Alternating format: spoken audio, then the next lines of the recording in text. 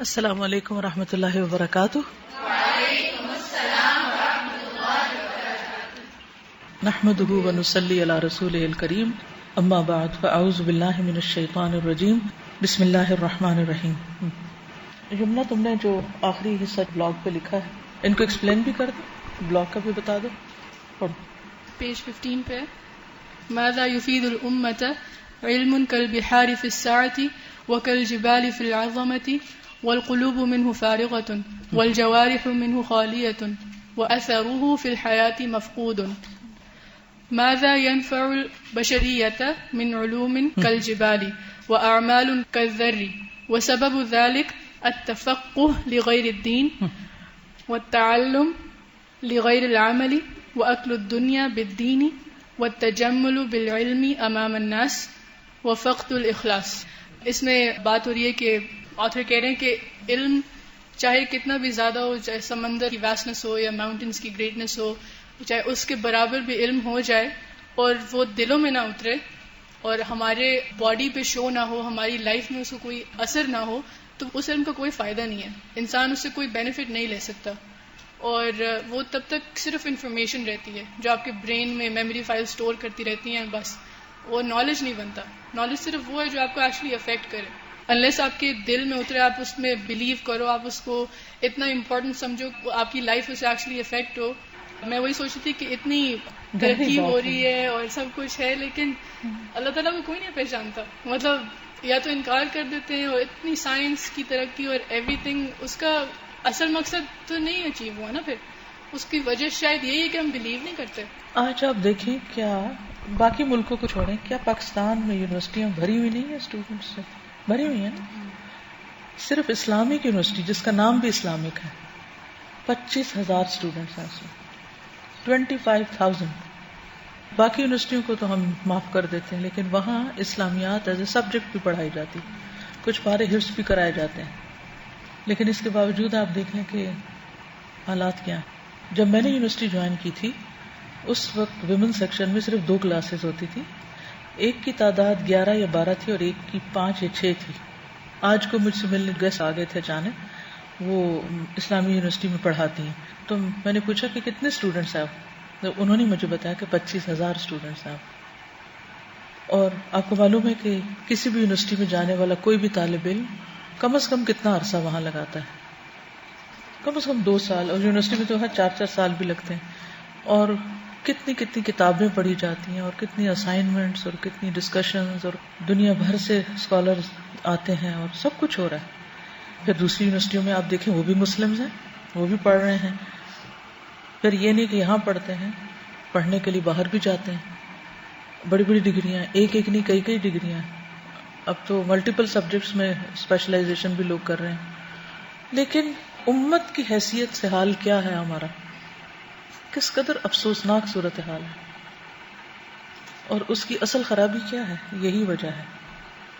ماذا يفيد الامة علم كالبحار في السعة، سمندروں جیسا علم سمندروں کی وسعت کی طرح، وكالجبال في العظمة، انسان ہیبت میں آ جائے کہ اتنی ڈگری، اتنا پڑھا لکھا انسان. والقلوب منه فارغة، دل میں کچھ بھی نہیں. والجوارح منه خالية واثره في الحياة مفقود. اگر یہ سینٹنسز آپ زبانی یاد کر لیں، بلیو میں آپ اتنی اچھی کچھ عرصے میں کنورسیشن شروع کر دیں گے. فیو سینٹنسز جو آپ کے دل کو ٹچ کرتے ہیں. التفقه لغیر الدین والتعلم لغیر العمل واکل الدنیا بالدین والتجمل بالعلم امام الناس، دکھاوے کا، وفقد الاخلاص. یہاں اصل مرض، یہاں اصل امراض. ہم میں سے میجورٹی کوئی بھی ڈگری کیوں کرتی ہے؟ کیا مقصد ہوتا ہے؟ کیا نیت ہوتی ہے؟ جاب کے علاوہ کیا ہوتا ہے؟ کئی لوگ جاب بھی نہیں کرتے. آپ کو پتا ہے اتنی بڑی بڑی ڈگریاں کر کے گھر بیٹھے ہوئے ہیں. مقصد کیا ہوتا ہے؟ التجمل. یہ ورڈ بہت سوٹیبل ہے، التجمل. التجمل کا کیا مطلب ہے؟ ٹو بیوٹیفائی یور سیلف، یعنی کہ شو آف. بہت سی لڑکیاں خاص طور پر کس لیے پڑھ رہی ہوتی ہیں؟ یعنی کچھ حاصل کرنا ہوتا ہے، یا کسی کو سکھانا ہے، یا وہی ان کے بچے جب پیدا ہوتے ہیں تو وہ آگے پھر ٹیوشن میں بھیج دیتی ہیں، خود پڑھا، اپنے بچوں تک کو نہیں پڑھاتی. باقی قومیں، باقی لوگ جو اللہ کو نہیں مانتے، وہ دھوکہ دیں تو کوئی بات نہیں، وہ بھی غلط ہے، لیکن سب سے زیادہ جو خطرناک چیز ہے وہ منافقت ہے. وَمِنَ النَّاسِ مَن يَقُولُ آمَنَّا بِاللَّهِ وَبِالْيَوْمِ الْآخِرِ وَمَا هُم بِمُؤْمِنِينَ. نہ اللہ کی عظمت، نہ اللہ کی محبت، نہ اللہ کا احساس دل میں، اور نہ ہی آخرت کا خوف. یہ دونوں چیزیں کوئی نہیں ہے، لیکن کہنے کو ہم مسلمان ہیں. دل فارغ ہونا اس سے، یعنی صرف ایک سرٹیفکیٹ یا ایک کاغذ کے لیے پڑھنا، کیا فائدہ؟ اصل چیز تو یہ کہ پھر اس کا حق ادا کرے، جو اس کو اتنا سمجھا جائے کہ کوئی چیز اس میں جھول نہ رہے، اور اس کے لیے محنت چاہیے ہوتی ہے. محنت ہم کرنا نہیں چاہتے، تو محنت کے بغیر تو کچھ بھی حاصل نہیں ہوتا. اور یہ صرف دنیا کی ڈگریوں میں نہیں، دین والوں میں بھی یہی بیماری آ گئی ہے. العلامہ، الخطیب، الواعظ، العالم، الشیخ، الفلان الفلان الفلان، اتنے سارے ٹائٹل ہوتے ہیں، پتہ نہیں چلتا نام کیا ہے. ابھی میں جب رمضان میں تھی مکہ میں، تو الحمدللہ مجھے عقیدہ کی کتاب پڑھنے کا موقع ملا. تو جب شیخ پڑھا رہے تھے کتاب، تو آپ یقین کریں وہ پڑھا رہے تھے، شکر ہے میرے اوپر نقاب تھا، اور میں صرف رو رہی تھی نا. اتنا مجھے خوف آیا، اتنا خوف آیا کہ قیامت کے دن جب حساب ہوگا اور سب سے پہلے علم والوں کا گروہ لایا جائے گا نا، یعنی ان سے حساب شروع ہوگا. اور اس میں اگر اخلاص نہیں ہوا اور اگر شو آف ہوئی، وہ جو حدیث آتی ہے نا مسلم میں، جس میں آتا ہے کہ قاری قرآن کو لایا جائے گا، وہ ہم سمجھتے ہیں کوئی قاری صاحب کی بات ہو رہی ہے، اپنے اوپر نہیں لیتے اس کو کہ تم نے یہ علم سیکھا تو کس لیے سیکھا. اور تو کہے گا کہ میں دن رات پڑھتا رہا، اور پھر انجام کیا ہوگا کہ سب سے پہلے اس کو جہنم میں ڈالو اور جہنم کی آگ اس سے بھڑکاؤ. وہ کون شخص تھا کہ جو اتنا قرآن پڑھ رہا ہے؟ ڈرنے کی بات ہے نا، اتنا پڑھ رہے ہیں اور پھر انجام یہ ہو. ہمیں اپنے آپ سے پوچھنا چاہیے کیوں پڑھ رہے ہیں؟ کیا بننے کے لیے؟ کیا کافی نہیں کہ اللہ جان لے کہ ہم نے پڑھ لیا ہے؟ تو عثمانی صاحب نے ایک دفعہ صحبت صالح کے بارے میں بات کر رہے تھے، تو انہوں نے کہا کہ یہ جتنے بھی ٹائٹلز جو لوگ لگاتے ہیں وہ ہوتے ہیں جن کے پاس کچھ ہوتا نہیں ہے، تو وہ صرف یہ بتانے کے لیے کہ لوگ مان جائیں. ورنہ آپ دیکھیں کہ حضرت عمر یا ان کے ساتھ کبھی مولانا یا کسی بھی قسم کا ٹائٹل جو تھا کسی صحابی کے ساتھ نہیں لگتا. کسی ایک جائے وہ جتنا بھی اس معاشرے کا نیک شخص تھا، لیکن کوئی ٹائٹل نہیں لگایا گیا. دوسری جو بات آ رہی یہاں پہ کہ علوم کالجبال والاعمال کالزور والی بات ہے، تو علم کے مقابلے پر عمل، کیونکہ بعض دفعہ ہم سیٹسفائی ہو جاتے ہیں کہ اتنا کچھ تو کر رہے ہیں، لیکن مسئلہ یہ آ رہا ہے کہ علم کے مقابلے جیسے نا وہ ایک پلڑے میں نعمت ہوگی اور ایک پلڑے میں آپ نے جو اس سے کیا، تو پلڑا دیکھا جائے کہ ہمارے پاس علم کتنا ہے اور اس کے مقابلے پہ جو اعمال ہیں. ہم چھوٹے عمل یعنی ہم ایک پلڑے کو تو بھول جاتے ہیں نا، جو علم حاصل کر رہے ہیں وہ تو ایک طرف گیا. تو صرف ہم جب الگ الگ کر کے ان دونوں کو دیکھتے ہیں تو پھر توازن نہیں سمجھ میں آتا. توازن سے سمجھ میں آئے گا جب پلڑا کے دونوں کو دیکھیں گے تو سمجھ میں آئے گا کہ ہم خسارے میں ہیں، پھر خسارے میں ہیں. جی آگے چلتے ہیں. بسم اللہ الرحمن الرحیم. ان العلم الالہی اعز شیء فی الحیات، علم الہی جو ہے یعنی دین کا علم جو ہے، اعز شیء سب سے زیادہ قیمتی معزز چیز جو ہے زندگی میں ہے. اصطفى اللہ لہ رسلہ، اللہ نے اس کام کے لیے اپنے رسولوں کو چنا. وعلمہم ایاہ، اور انہیں اس کو سکھایا، خود سکھایا. وامرہم بتعلیمہ الناس، اور لوگوں کو حکم دیا کہ اس کی تعلیم دے. لفظ اس لیے نہیں کری کہ آپ کر چکے ہیں. لیعبدوا اللہ وحدہ علی بصیرہ، تاکہ سوچ سمجھ کر ایک اللہ کی عبادت کریں بصیرت پر، یعنی سوچ سمجھ کے. فلا یؤخذ علیہ اجر، اس پر اجر نہیں لیا جاتا، یعنی لوگوں سے صلے کی توقع تمنا نہیں ہوتی کہ لوگ اس پہ کچھ دیں. ولا یکون حرفۃ، اور یہ کوئی اسکل نہیں ہوتی، یؤکل بہ حطام الدنیا، جس سے دنیا کا چورا کھایا جائے، یعنی دنیا کی حقیر چیزیں.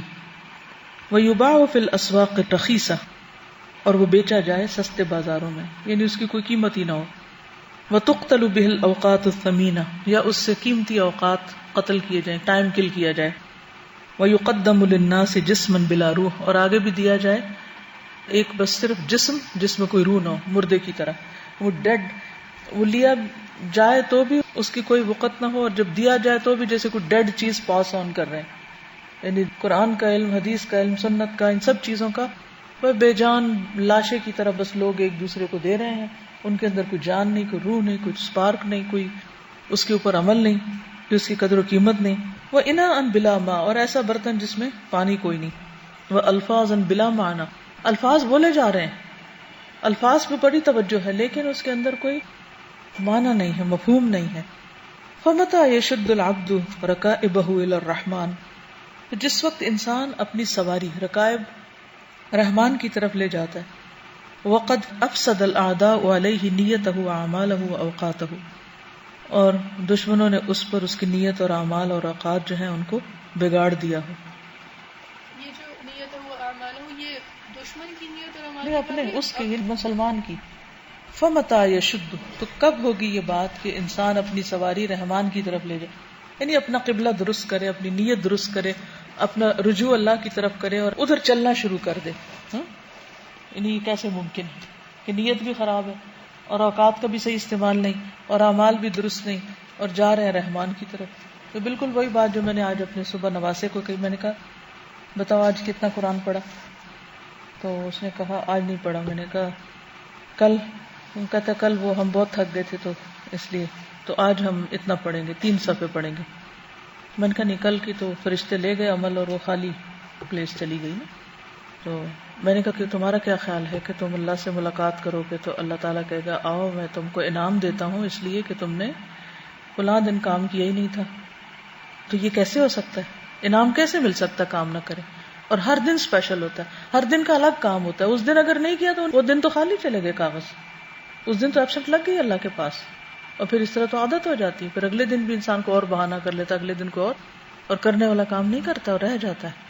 تو سوچنے لگ گئے نا کہ کیا کہہ رہی ہیں. کہ تو ایک حقیقت ہے کہ ہم بچپن سے بچوں کو بچہ کہہ کے چھوڑ دیتے ہیں، اپنے آپ کے لیے بھی کچھ بہانے تراش کر لیتے ہیں اور جو کرنے کا کام ہے اس کو نہیں کرتے اور اپنے اوقات اور شغل ادھر ادھر وقت ضائع کرتے رہتے ہیں. اور جب فضول باتوں میں وقت ضائع کر کے فارغ ہوتے ہیں تو پھر کہتے ہیں آج تو ٹائم ہی نہیں ملا. کس سے جھوٹ بول رہے ہیں؟ اپنے آپ سے پوچھے تو کر کیا رہے تھے؟ اس سے بھی اہم کوئی کام تھا جو کر رہے تھے تم، کہ آج اپنے رب کا ذکر ہی نہیں کیا، آج اپنے رب کی کتاب ہی نہیں پڑھی. اس سے بھی زیادہ کوئی چیز اہم ہے؟ کس چیز کو لے کے کیا چھوڑتے ہیں اور پھر کس طرح جسٹیفائی کرتے ہیں ہم خود کو. اس کو کوئی پڑھے گا؟ کیونکہ پڑھنے سے نا آپ لوگوں کی ذرا سی غلطیاں نکل جاتی ہیں، فائدہ ہوتا ہے. ان العلم الالہی اعز شیء فی الحیاة اصطفى الله له رسله علمهم إياه وأمرهم بتعليمه الناس ليعبدوا الله وحده على بصيرة فلا يؤخذ عليه أجر ولا يكون حرفة يؤكل به حطام الدنيا ويباع في الأسواق الرخيصة وتقتل به الأوقات الثمينة ويقدم للناس جسما بلا روح وإناء بلا ماء وألفاظا بلا معنى فمتى يشد العبد ركائبه إلى الرحمن وقد أفسد الأعداء عليه نيته وأعماله وأوقاته. مجھے تو ایسا لگتا ہے اس بندے کو جیسے الہام ہوتا ہے نا، الفاظ بھی اچھے اور جو باتیں اتنی گہری ہوتی ہیں اتنے سمپل ورڈز میں. کہتا ہے نا کہ فیس ریڈنگ میں لگتا ہے ہارڈ ریڈنگ ہو رہی ہے نا. علم آ رہا ہے، دوسروں کا نہیں بتا رہے کہ یہ سوچیں عمل نہیں آ رہا، عمل خود کریں گے تو بتائیں گے. تو ریسنٹلی ایک بک پڑھنے کا اتفاق ہوا، وہ اسلامک یونیورسٹی کے ایک ٹیچر نے لکھی ہوئی تھی. وہ میتھس پڑھاتے ہیں لیکن انہوں نے سیرت پہ بک لکھی تھی. کیا نام ہے کتاب کا؟ کتاب کا نام ہے سیرت رسول اور رائٹر ہیں رحمت الہی. تو انہوں نے اس میں شروع میں یہ لکھا کہ مجھے مطلب یہ ہمت نہیں ہو رہی تھی کہ میں کتاب لکھوں، کیونکہ میں سوچتا تھا کہ میں سیرت پہ عمل تو نہیں کرتا تو میں بک کیسے لکھ دوں. تو ان کو ان کے دوسرے ٹیچر نے ان کو یہ حدیث یاد کروائی جس میں 3 زمینوں کا ذکر ہے کہ وہ وحی الہی آتی ہے. تو پہلی زمین خود بھی جذب کرتی، دوسروں کو فائدہ. تو انہوں نے کہا کہ میں دوسری زمین میں فال کرتا ہوں ابھی، کہ میں اگر دوسروں کو فائدہ دوں تو میں اللہ سے یہ دعا کروں گا کہ اللہ تعالیٰ مجھے اس کی برکت سے پہلے میں شامل کر دے. بالکل کچھ کریں گے تو ہی کرنا بھی آئے گا نا. مثلا آنے سے پہلے میں اس کو پڑھ رہی تھی، میں کہتی تو بہت سمپل ہے، آسان ہے، لیکن جب پڑھانے لگتی تو اور طرح سوچتی. جب آپ لوگ پڑھتے تو میرا دماغ اور طرح کام کر رہا ہوتا. تو ڈفرینٹ طریقوں سے پڑھنے اور پڑھانے اور سننے، ان سب کے اثرات مختلف ہوتے ہیں. تو اب اگر ہم پہلے سے مثلا میں خود ہی گھر میں پڑھ لوں، بیٹھ کے ہاں بس سمجھ آ گئی، کیا فائدہ ہوگا اس علم کا؟ جب تک کچھ کریں نا ہم کسی حد تک بھی اس سے فائدہ اٹھائیں یا پہنچائیں نہیں تو فائدہ تو کوئی نہیں. سارا فارورڈ ہوا ہے وہ اسی طرح تو ہوا ہے کہ صحابہ نے حدیث پڑھائی تو وہ آگے سے یہ نہیں کہتے تھے کہ آپ ہمیں کچھ دیں، وہ آگے سے کہتے تھے آپ اس حدیث کو آگے فارورڈ کریں. بالکل. تو یہ اسی طرح علم پھر پھیلے اور اسی طرح ہمارے ہاتھ میں آج ہے علم. آگے چلتے ہیں. انما الدنیا سوق واحد خرج الناس منها بما يضرهم او ينفعهم وخیر المکاسب الطاعات وشر المکاسب المعاصی والناس فی ذلک راتعون. راتع کون ہوتا ہے؟ چرنے والا. ٹھیک ہے. جیسے ہم مارکیٹ جاتے ہیں، اب میں اس کا لفظی اور بابہارا نہیں کروں گی، سمجھاؤں گی. صرف ہم مارکیٹ جاتے ہیں تو ہم یا اچھی چیز خرید کے لاتے ہیں یا پیسے لٹا کے آتے ہیں. ایسے ہی ہوتا ہے. تو دنیا بھی ایک بازار ہے، اس میں ہم سب آئے ہوئے ہیں، خریداری کر رہے ہیں. جب یہاں سے نکلیں گے تو یا کیا کریں گے؟ فائدہ اٹھا کے جائیں گے یا نقصان اٹھا کے؟ تو صحیح کمائی کرنے والے کون ہیں؟ فائدہ اٹھانے والے جو اطاعت کی ٹوکری لے کے جائیں، اور بری کمائی والے جو ہیں جو گناہوں کو دن رات کرتے رہتے ہیں. اور سب لوگ اس میں چل رہے ہیں، اور ہر کوئی فائدہ اٹھا رہا ہے، ہر کوئی خرید رہا ہے. میرے ذہن میں ایک بازار آ گیا، اس میں جیسے لوگ گھوم رہے ہوتے جا رہے تو کوئی یہ چیز دیکھ رہا ہے، کوئی وہ دیکھ رہا ہے، کوئی یہاں کھڑا ہے، کوئی وہاں کھڑا ہے، کوئی مہنگی خرید رہا ہے، کوئی سستی خرید رہا ہے. فما ربحت تجارتهم وما كانوا مهتدين. تو یہ سارا عمل ایک طرح سے واقعی تجارت بھی ہے. ان اللہ اشترى من المؤمنین. پھر اسی طرح هل ادلکم علی تجارت تنجیکم من عذاب علیم. دنیا میں تو گھر آ کے ہم یا تو افسوس کر رہے ہوتے ہیں، کوئی کہتا ہے اچھا یہ تو میں نے اتنے میں لی تھی، ہم کہتے ہیں وہ ہمیں تو لوٹ لیا اس نے. پھر آئندہ محتاط ہو جاتے ہیں. اچھا کسی اور کو ساتھ لے کے جاتے ہیں، اچھا تم زیادہ اچھی خریداری کرتے ہو تو تم ساتھ چلے. پھر کسی سے پوچھ کے مشورہ کر کے چلتے ہیں، اور پھر اگر کوئی خرابی ہو گئی ہو تو اس کا علاج کرتے ہیں. یہ آئندہ نہیں کرتے. لیکن اگر یہ دنیا والی یہ والی جو کمائی ہے یہ خراب ہو گئی، جو چیز خریدی گئی غلط، تو پھر اس کا تو کوئی ازالہ ہی نہیں. واللہ عز وجل ارسل الى الامم السابقة انبیاء ابتعثهم الى قومهم خاصة فكان منهم المؤمن والکافر. رمضان میں اگر دورہ قرآن کیا یا سنا ہو تو مسلسل ہر تھوڑی دیر کے بعد اقوام کی تباہی کی بات آتی. اقوام کی تباہی جو کہ پچھلے رمضان اور اس سے پہلے کے کچھ دنوں میں بہت قرآن کے ساتھ الحمدللہ رہا، تو بہت اور طرح سے نظر دیکھنے کو ملی. جب بھی میں قوموں کی تباہی کا واقعہ پڑھتی تو میں ایسے سوچتی کہ اچھا جیسے ہم یہاں رہ رہے ہیں تو اس طرح کوئی رہ رہا ہوگا، اور اس کے دن رات ایسی ہوں گے، اور پھر اچانک زلزلہ آ گیا، اور پھر وہ کیا سب سوچ رہے ہوں گے. اور ابھی یہاں پر کوئی زمین وغیرہ دیکھ رہے تھے ادھر یہ پہاڑوں کے پاس، تو ادری صاحب کچھ اور لوگ دیکھنے کے لیے گئے تو آ کے کہتے ہیں کہ اس میں نا راکس بہت ہیں. تو میں نے کہا یہ تو بہت اچھی بات ہے، ان راکس کو کاٹ کے تو آپ گھر بنا لیں، یعنی جو بھی بنانا ہے اس میں بنا لیں گے. اچھا میں نے تو ایسے کچھ سکھانا تھا تو میں نے یہ کہا. کہتے نہیں اتنی بڑی راکس کو نہیں کٹتی. میں نے کہا اس کا مطلب ہے اگر آپ لوگ کہتے ہیں کہ راکس نہیں کاٹی جائیں گی تو قوم سمود تو ہم سے زیادہ ترقی یافتہ تھی، اور آپ کو پتہ ہے کتنی اولڈ نیشن تھی، اور اس کے گھر دیکھو، اور وہ جو تصویریں بہت لیٹسٹ تصویریں بہت کلیئر آئی ہیں، ایک تو پرانی چل رہی تھی نا. تو میں نے کہا کہ انہوں نے اتنی اونچی بلڈنگ اتنے پہاڑوں کو کاٹ کے کیسے بنائی ہوگی.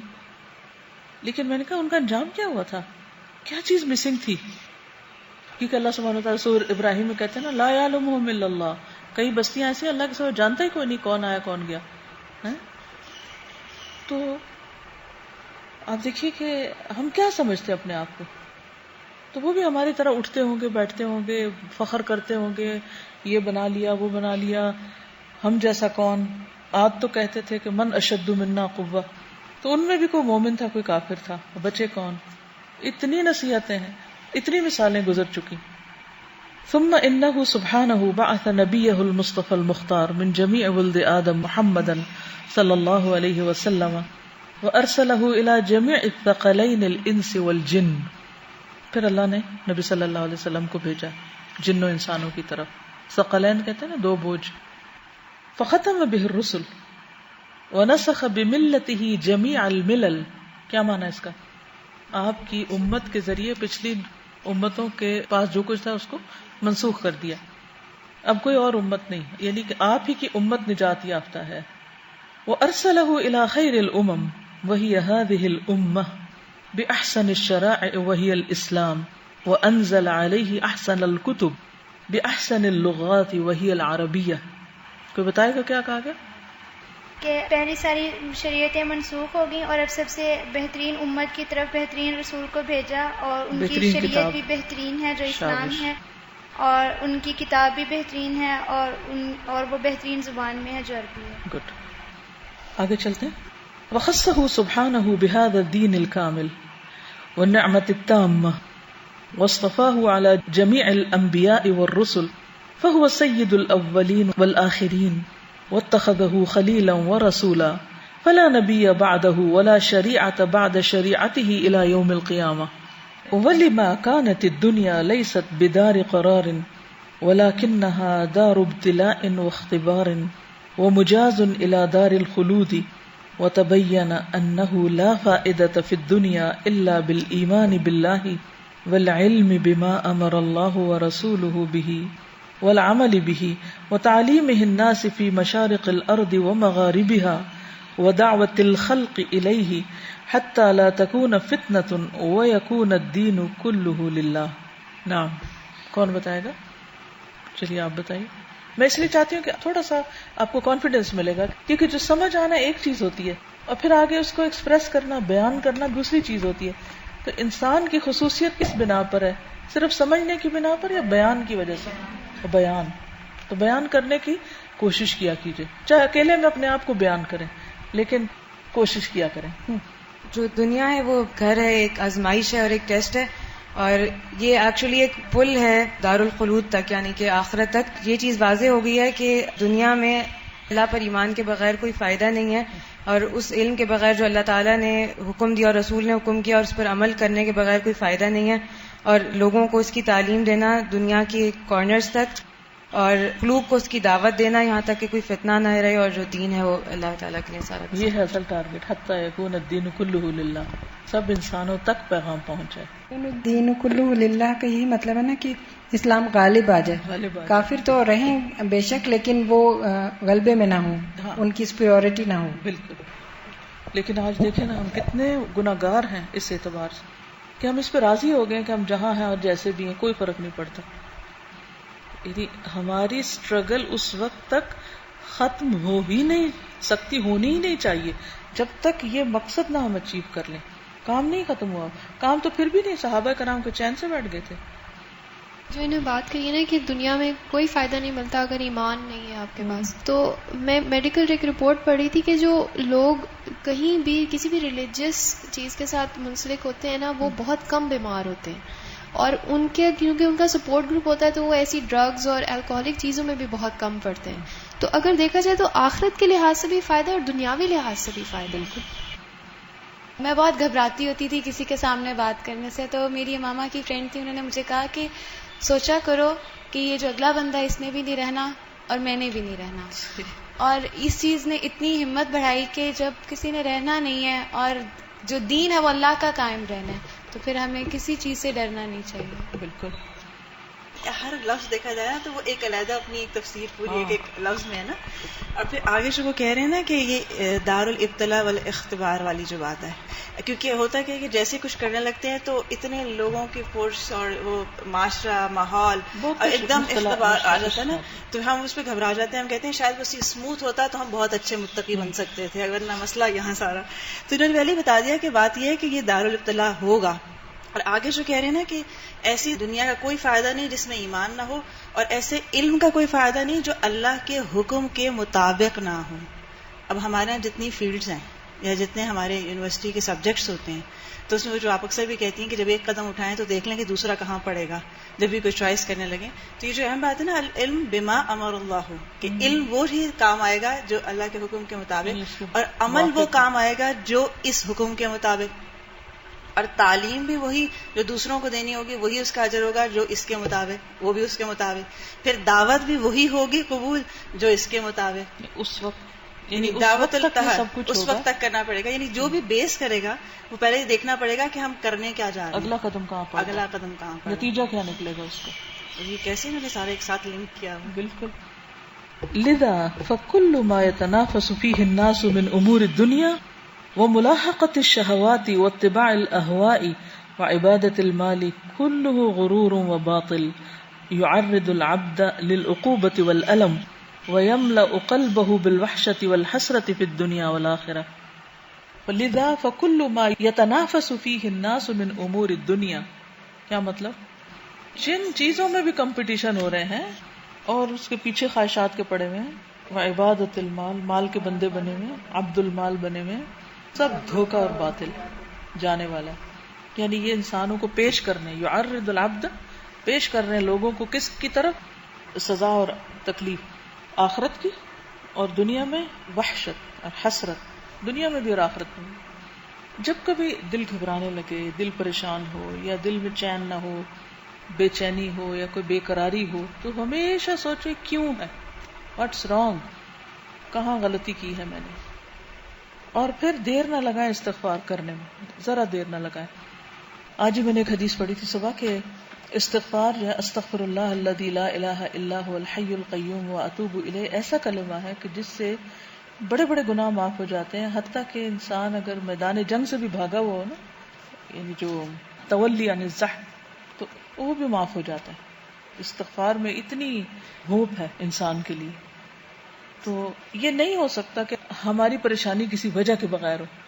ہم کہتے ہیں پتہ نہیں ایسے دل بے چین ہے آج کوئی دل اداس ہے اور کوئی پتہ نہیں کیا ہے. یہ غلط بات ہے پتہ نہیں کیا پتہ کریں. ہمیں سے ہر ایک کو پتہ کرنا چاہیے کہ کیا ہے مصیبت کیوں ہو رہا ہے ایسے یہ تو نارمل نہیں ہے. پھر اگر سمجھ نہیں آ رہی کون سی غلطی پھر استغفار شروع کر دیں توبہ کر لیں کہ اللہ اس پہ بھی معافی جو جانتے ہیں اور اس پہ بھی جو ہم نے کر لیا اور ہمیں نہیں پتا. تو آپ کہہ رہی نا کہ پتا کریں گے کیا وجہ. تو اب یہ دیکھیں جو یہ والی وجوہات ہیں یہ تو ہم کبھی اس کو وجہ نہیں مانتے نا. یہ جو بات ہے کہ ملاحقۃ الشہوات و اتباع الاہواء اس کو تو ہم وجہ مانتے نہیں ہیں کہ یعنی اچھا اب وہ کہہ رہے ہیں کہ جیسے یہ آپ اس طرف جائیں گے اور یہ ہوگا تو اس کا جو وبال پڑے گا وہ کیسے پڑے گا کلہ غرور والباطل.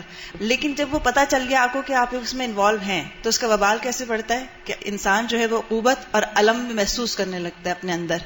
اور یہ جو لفظ ہے نا یملأ تو پوری خود تفسیر ہے یعنی جس کا کہتے ہیں نا فل آف ڈپریشن فرسٹریشن یعنی کوئی بتائی نہیں جا سکتی وہ فیلنگ کیا ہوتی ہے کہ یملأ القلب بالوحش والحسرت یہ جو ہے نا اور اس کی پوری بنیاد جو ہے وہ پیچھے والی باتیں بالکل جس کو ہم وجہ نہیں سمجھتے. آگے ہے وَأَكْثَرُ مَا يُطَالِعُهُ النَّاسُ سِوَى الْقُرْآنِ وَالسُّنَّةِ وَكَلَامُ سَلَفِ الْأُمَّةِ من المکتوب والمسموع والمرئی مرئی یعنی دیکھا جاتا ہے ٹیلی ویژن والا قرآن و سنت اور جو گزشتہ علماء کی باتیں ہیں ان کے علاوہ جو بہت سی چیزیں لکھی اور سنی اور دیکھی جاتی ہیں اکثر وہ لغو و غصہ اکثر چیزیں بیکار اور لغو اور غصہ ہیں. غصہ کا مطلب ہے کوڑا کرکٹ. وشغل للاوقات بما لا يفيد وليس فيه الا تضييع الزمان وتشتيت الاذهان دماغ خراب کرنے والی چیزیں. وجلب العداوت بین الاخوان ومزاحمت کلام الرحمن یعنی قرآن کے سامنے پیش کر رہے ہوتے ہیں ان چیزوں. وسنت سید الانام سنت کا مقابلہ کر رہے ہوتے ہیں. وعمارت الدنیا والزہد فی اعمال الاخرہ ونقل عوام المسلمین من الیقین والرغبت فی العمل الصالح الى الشق والحیرت والنفرت والسأم والملل والعکوف علی اللہو والشہوات واضاعت اوامر اللہ. یعنی بہت سا علم جو ہم حاصل کر رہے ہوتے ہیں اور بہت سی انفارمیشن جو ہم کلیکٹ کر رہے ہوتے ہیں اور بہت سی چیزیں جو دیکھ رہے ہوتے ہیں اس کا نتیجہ یا آؤٹ کم کیا ہوتا ہے دماغ ہی خراب ہو رہا ہوتا ہے. ادھر کی سوچ ادھر کی فوکس ہی نہیں لائف میں رہتا اور انسان اپنے مقصد سے ہٹ جاتا ہے. لوگ اور قسم کی باتوں کو قرآن کے سامنے رکھ کے پیش کرتے ہیں مقابلے پہ لے آتے ہیں اس کے یعنی کہ وہ فلاں سائنٹسٹ تو یہ کہتا ہے تو قرآن یہ کیوں کہتا ہے وہ فلاں فلسفی نے تو یہ فرمایا اور قرآن میں یہ لکھا ہوا ہے ہمیں تو سمجھ نہیں آ رہی.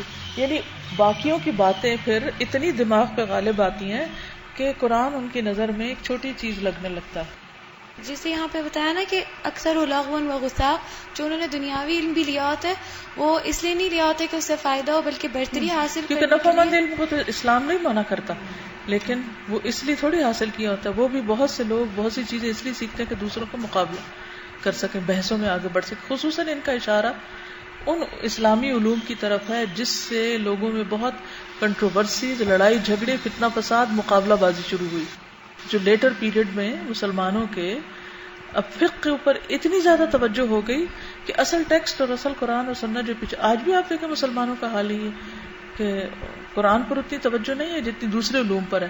اب وہ پڑھ لیتے ہیں تو پھر مقابلے میں کہتے ہیں فلاں فقیہ نے یہ کہا تو دوسرا کہتا ہے ہمارے فقیہ نے یہ کہا تو وہ کہتا ہے ہماری کی دلیل یوں بہتر ہے اور دوسرا اس کے مقابلے میں آتا ہے.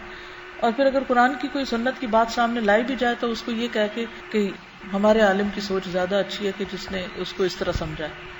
یعنی قرآن کے مقابلے میں یہ اس کے اوپر چیزیں لے آئی جاتی ہیں, یہ سنت کے مقابلے میں اسے نبی صلی اللہ علیہ وسلم کی بات تک ان کی تسلی نہیں ہوتی. لوگوں کو یقین اور رغبت, نیک عمل میں یقین اور رغبت ختم دین پڑھ کے, اور شک اور حیرت, where do we stand, what should we do.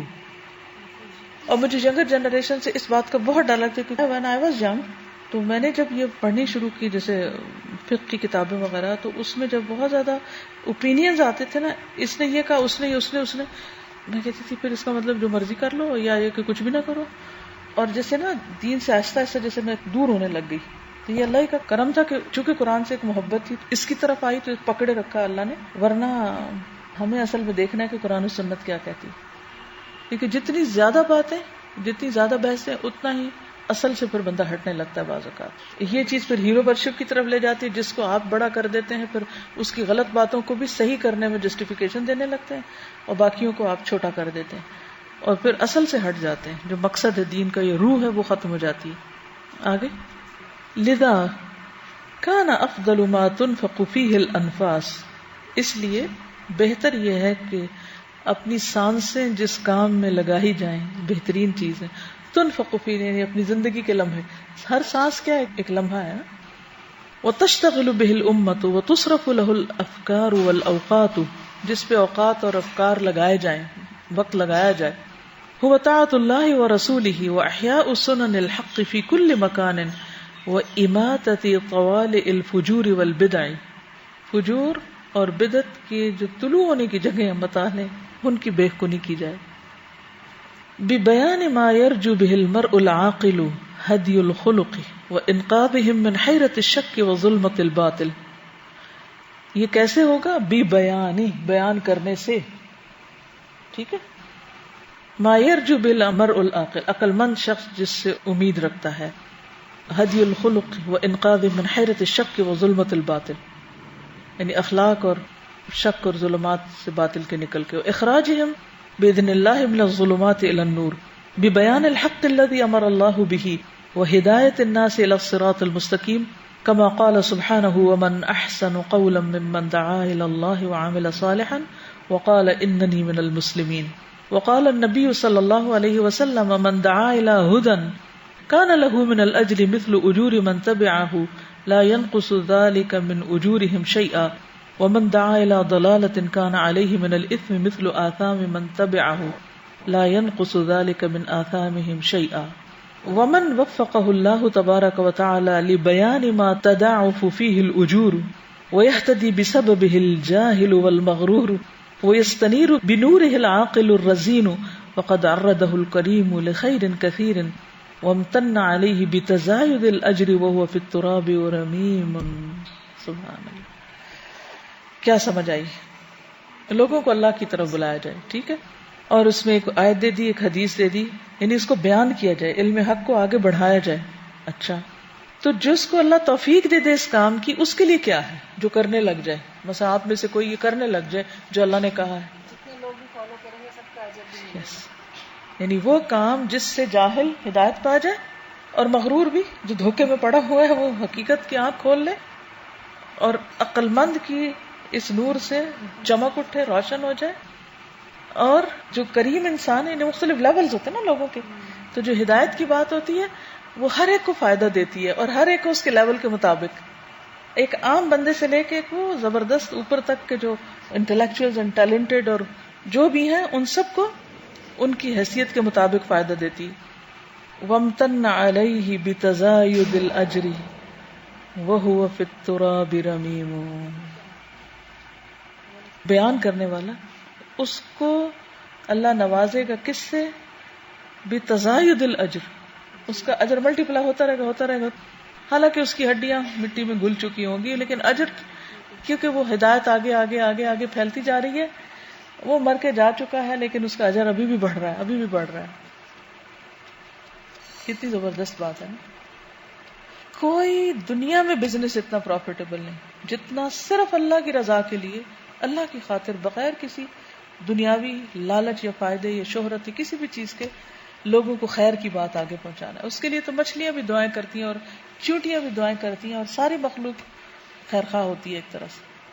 میں یہ سوچتی ہوں ہمیں چیونٹی سے ڈر لگتا ہے ان چیزوں سے, لیکن ایک شخص جو اللہ کا بندہ بن جاتا ہے تو جب وہ قبر میں بھی جاتا ہے نا تو چیونٹیاں اس کو اس طرح نہیں کھاتی ہوں گی, وہ اس کا وہاں بھی احترام کرتی ہیں. پھر جو دعائیں کرتی رہی وہ اس کو ایسے تھوڑی کھائیں گی. اسی لیے آپ دیکھیں کچھ لوگوں کی قبریں کھودتے ہیں, وہ شہید وغیرہ نہیں ہوتے پھر بھی ان کے جسم بالکل ٹھیک ہوتے ہیں. انہوں نے ایسے کام کیے ہوتے ہیں نا کہ زمین بھی ان کا ادب احترام کرتی ہے, مٹی بھی نہیں کھاتی ان کو. جیسے اصحاب کہف ان کے ایمان کی وجہ سے کس طرح اللہ سبحانہ وتعالیٰ نے اتنے 100 سال میں ان کو کروٹیں بدلوائیں, سب کچھ کیا, اور زمین نے نہیں کھایا ان کو, کوئی نقصان نہیں ہوا, نہ کوئی اور آیا. حالانکہ کوئی وہاں گیٹ نہیں تھا, کچھ نہیں, ایک کتا بس بیٹھا ہوا تھا اور کوئی قریب نہیں پھٹکا. کیسے اللہ نے حفاظت کی؟ تو میں کہتی ہوں واقعی مشکل ہے اللہ کے لیے خالص ہونا, لیکن امپاسبل تو نہیں ہے. تو انسان تنہائی میں اچھے اچھے کام کرے اور تنہائی میں گناہوں سے بچے تو اللہ تعالیٰ خود ہی دنیا میں بھی برکتیں ڈال دیتے ہیں. اس زمین میں اللہ برکتیں ڈال دیتا ہے جہاں ایسے لوگ رہتے ہیں. فلسطین کی زمین کو کیوں اللہ نے برکتیں دی؟ اسی وجہ سے نا, پیغمبروں کا مسکن ہے. تو یہ ایسا کام ہے جس میں خیر ہی خیر ہے, خیر ہی خیر ہے. لیکن اس سب کے جاننے کے باوجود ہمیں دنیا میں اتنی اٹریکشنز نظر آتی ہیں کہ ہم اس کام کو چھوٹا سمجھتے ہیں. پھر استاذہ سب کچھ اچھا سمجھتے ہوئے, سب کچھ جانتے ہوئے بھی اور کوشش کرتے ہوئے بھی آپ دیکھیں کہ جب کوئی اور آ جاتا ہے ایسا بندہ, تو اگر وہ کوئی غلط کام یا کوئی بیان کر رہا ہوتا ہے تو انسان پھسل جاتا ہے. اس کے بعد یاد آتا ہے کہ یہ مجھے تو یہ بات نہیں کہنی چاہیے تھی, ایسا نہیں کرنا چاہیے. بالکل بالکل. تو یہ جو ہے اللہ تعالیٰ سے توفیق مانگنی چاہیے کہ ہمارے قدم جو ہے نا وہ نہ پھسلیں کسی بھی وقت پر بھی. اور اگر انسان ہونے کے ناطے پھسلے تو واپس آگے چلتے ہیں. وَذَلِكَ حَظٌّ لَا يَزْهَدُ فِيهِ إِلَّا مَحْرُومٌ. وَذَلِكَ حَظٌّ لَا يَزْهَدُ فِيهِ إِلَّا مَحْرُومٌ. جن لوگوں کو لفظ نہیں سمجھ آ رہے نا, جن کو سمجھ آیا ہے ان سے ایک ایک لفظ سیکھ لیجئے, ڈکشنری کھولیے, ان الفاظ کو جاننے کی کوشش کیجیے, کیونکہ ایک دفعہ ہو چکا ہے تو میں دوبارہ اس طرح باریکی میں نہیں جانا چاہتی. وَلَا يَتَأَخَّرُ عَنِ الْمُنَافَسَةِ فِي أَرْبَاحِهِ إِلَّا جَاهِلٌ بِالسَّلْعِ وَقِيمَتِهَا يَا نَائِمًا عَلَى فِرَاشِ التَّقْصِيرِ مَتَى تَفِيقُ مِنْ هَذَا الْمَرَضِ. چلیں پچھلے جملے کا بتائیں کیا معنی ہے. یعنی ایسے بزنس سے نفع اٹھانا, اس سے محرومی بس اسی کی ہوگی جو واقعی محروم ہے. اور اس چیز میں مقابلہ کرنے سے وہی شخص پیچھے رہ سکتا ہے کہ جو اس کی قیمت اور اس کی اہمیت سے غافل ہو, جاہل ہو. بالکل. یا نائمن علی فراش التقصیر, اے سونے والے کس پر؟ کوتاہی کے بستر پہ. متی تفیق من ھذا المرض, اس بیماری سے کب تم کو افاقہ ہوگا؟ سستی کیوں آ رہی تم, کیوں لیزی ہوئے پڑے؟ یا حسرتن علی العباد کم یضیعون اوقاتهم فی اللہو واللعب واللذات والشہوات. سمجھ آ گئے؟ ہے افسوس بندوں پر اپنے اوقات کس طرح لہو, لعب, لذت و شہوت میں گنواتے. یا حسرتن علی المفرطین کم آتاہم اللہ من آیت بینۃ فلم یستجیبوا. اے کوتاہی کرنے والوں, حسرت تم پہ, اللہ نے ان کو کتنی ہی کھلی کھلی آیتیں دی, انہوں نے اس کا جواب ہی نہیں دیا, ٹس سے مس نہیں ہوئے, ہم ہی نہیں بری کہ وہ کچھ کریں گے اللہ کی بات مان کے. ما اکثر الغافلین عن ذکر اللہ وما اکثر المعرضین عن شرعہ وما اکثر المخالفین لامرہ وما اکثر من یستعملون نعمہ فی معصیتہ وما اکثر الراکعین لشہواتہم الساجدین لاہوائہم المتعرضین لسخط ربہم. کتنے ہی لوگ ایسے جو اپنی خواہشات کے لیے رکوع سجدے کر رہے ہیں, اپنے رب کی ناراضگی کے لیے کام کر رہے ہیں, اور نعمتوں کو گناہوں کے کاموں میں لگا رہے ہیں, اس کے حکموں کی مخالفت کر رہے ہیں, اس کی شریعت سے منہ موڑے ہوئے ہیں, اس کے ذکر سے غافل ہیں. کتنے کثرت میں ایسے لوگ, کتنے زیادہ ہیں ایسے لوگ, ہے نا.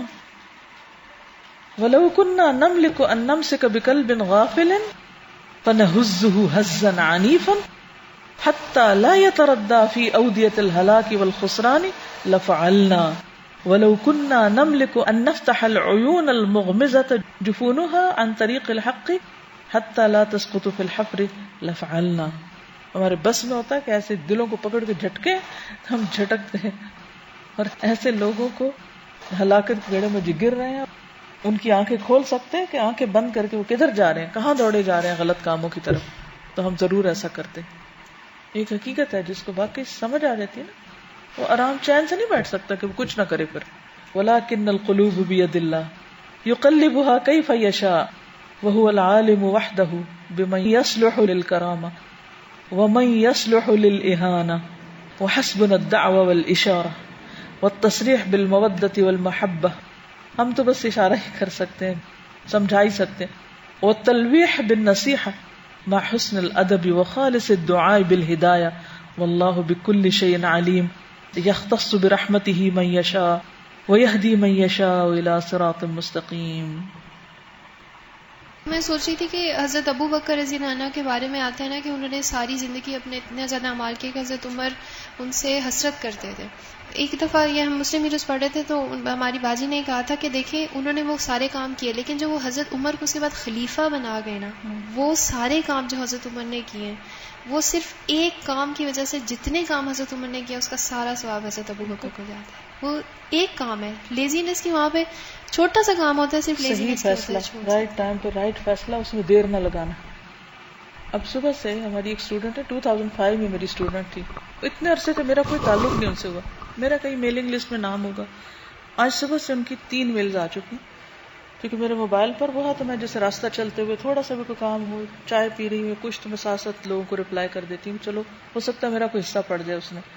تو انہوں نے لکھا کہ ان کی امی بھی بیمار ہے اور ان کا حج پہ بھی جانے کا سب کچھ ہو چکا ہے, اب سمجھ نہیں آ رہی کہ وہ ادھر جائیں کہ ادھر, بہت سخت پریشانی. کہتے ہیں انہیں کتنے شیوخ سے بات کی. اچھا ایک میل آئی تو میں نے انہیں پوچھا کہ آپ حج فلائٹ آپ کی کب ہے. اب یہ تھا کہ ان کو اپنا پاسپورٹ دینا تھا کیونکہ ٹکٹ بن چکی ہے, سب کچھ ہو گیا, اسٹمپ لگنی ہے, اپنے ٹکٹیں پہلے آتی ہیں پھر وہ جاتی ہیں بس. اچھا اللہ نے میرے دل میں ڈالا, میں نے کہا پاکستانی پاسپورٹ پہ پاکستان ہے, 4 اکتوبر کو شاید ان کی فلائٹ ہے, جب تک آپ ماں کے پاس رہے اور اتنی دیر آپ کا پاسپورٹ رہے گا سعودی ایمبیسی میں, اور وہ کینیڈین پاسپورٹ, اور اس پہ آپ اپنا حج کا وہ سارا کچھ کرائیں, اس طرح دونوں کام ہو جائیں گے. ہوتا پتہ کیا ہے, جب کوئی شخص پریشانی میں تو فیصلہ نہیں کر پاتا, تو ایسے وقت میں کیا کرنا چاہیے, تواصوا بالحق و تواصوا بالصبر. اب اگر وہ اپنی امی کے پاس بھی آ جاتی ہیں اور حج بھی کر لیتی ہیں تو انشاءاللہ میرا اس میں حصہ پڑ جائے گا ایک مشورہ دینے میں.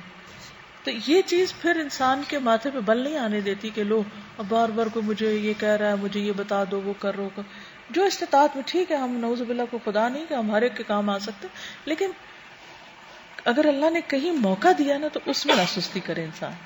اگر ایک لفظ سے آپ کی کسی کو فائدہ پہنچ سکتا ہے تو بعض اوقات ہم پتہ نقصان کہاں ہمیں ہوتا ہے, ٹال مٹول میں. اچھا بعد میں بتائیں گے, بعد میں پھر کریں گے, اب وہ کیا ہوتا ہے, بعد کب آئے گی. یہ چیز انسان کو پھر زندہ رکھتی ہے, کچھ بھی کوئی کرے آپ کو جگائے رکھتی. اور اگر انسان شکوے شکایت لے کے بڑھے تو میں کہوں لو اتنے سالوں میں میری یاد نہیں آئی اور آج مشکل پڑی ہے تو میں یاد آ گئی ہوں, یہ بھی ایک رویہ ہوتا ہے نا. تو ہم اپنا رونا لے کے بیٹھ جاتے ہیں.